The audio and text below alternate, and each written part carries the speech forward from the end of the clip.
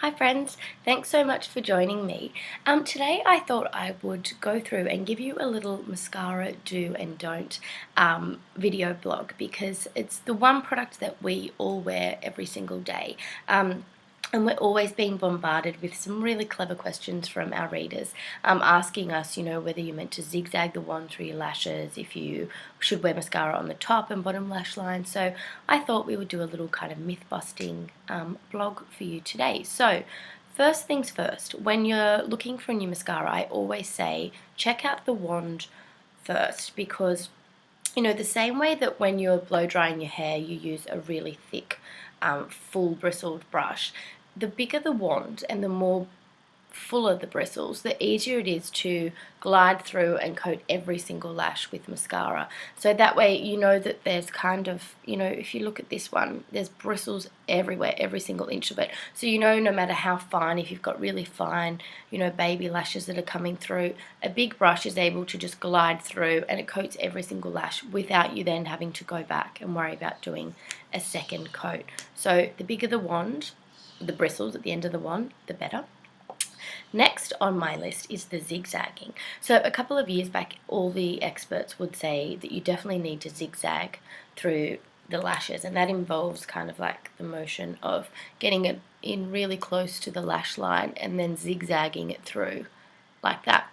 But the other beauty of having a really full wand is that you don't have to worry about that. So I always suggest or recommend that you ditch that technique because a full brush will do it all for you. And plus zigzagging can get a bit messy because it's easy to kind of lose grip and control, and that's where you end up with fallout on the top and bottom. So ditch that. The other thing, double coating.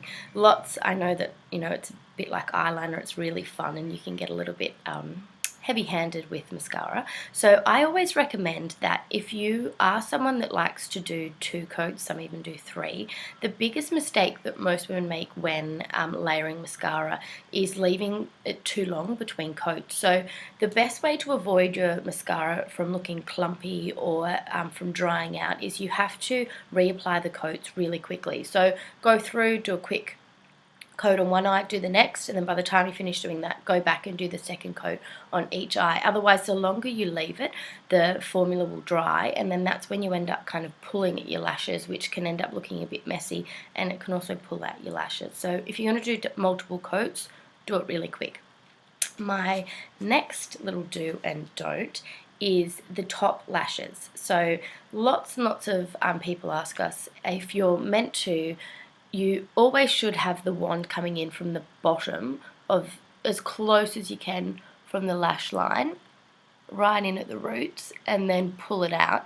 But lots of people also ask whether they're meant to coat the top of the lashes, so coming in that way. And I always recommend against this because I think what can happen, especially with the latest kind of formulas, they're very volumizing, so you don't need to load up that much product on the lashes. So the thing is, the more you put on the top of the lash, I find that it tends to weigh the lashes down and they end up dropping. So keep it from underneath and build it in as close to the lashes, the roots of the lashes as you can, and then just work your way out, kind of in a fan motion. Another really clever trick, which I learned years back on Fashion Week, is, and it's really cool if you have fine lashes or short lashes and you don't have time for extensions or false lashes. What you do is you can start on an angle, and if you work the wand out, so rather than going straight up towards the brows, go out towards the corner of the eyes, and you end up getting a really beautiful, almost fan shape, and it opens up the outer corners of the eyes, and it's really effective. So give it a go. The next one is bottom lashes. So I know it's really, really tempting to put mascara on the bottom, and I always say it does finish off a look, especially if you're doing quite a bold, dramatic eye like a smoky eye, or even, a coloured eye like this season's purple or emerald or sapphire. But my tip is during the day, try and avoid it because you'll find if you're at work, it's really easy to kind of rub your eyes and you can smudge the formula too much. So keep it for the night, but my trick is, the way to stop it from getting messy is all you need to do, I like to use the tip of the wand, so just this part here, just make sure you clean the product off the tip so it's quite, it's pretty much free of any product.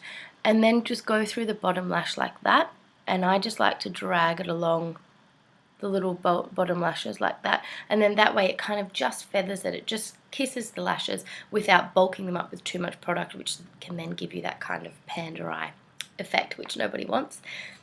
My other really clever tip is, if you have super fine lashes, or if you just want extra volume for fun, and I learnt this from makeup artists, I think it was at Fashion Week years ago as well, always wait till the end to put your mascara on. So then that way, if you've been putting heaps of shadow on, whether it's your bronzer or your eyeshadow, you get this really amazing kind of finish on the lash. So any kind of excess fallout on the eyes, it coats the lashes, and then that way when you go through and follow with the mascara, you end up bulking up the lashes because the eyeshadow gives the mascara something extra to bind to, which is a really clever way of fattening up your lashes. Even if you are using a volumizing product, it can double the effect, which is really great.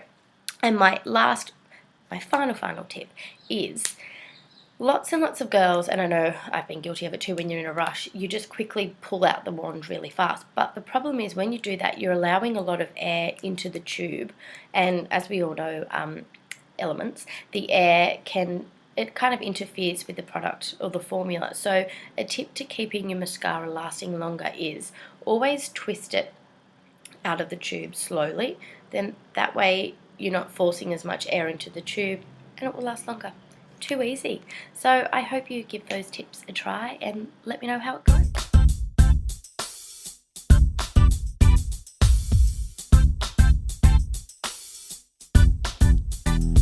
It's the go-to for the how-to.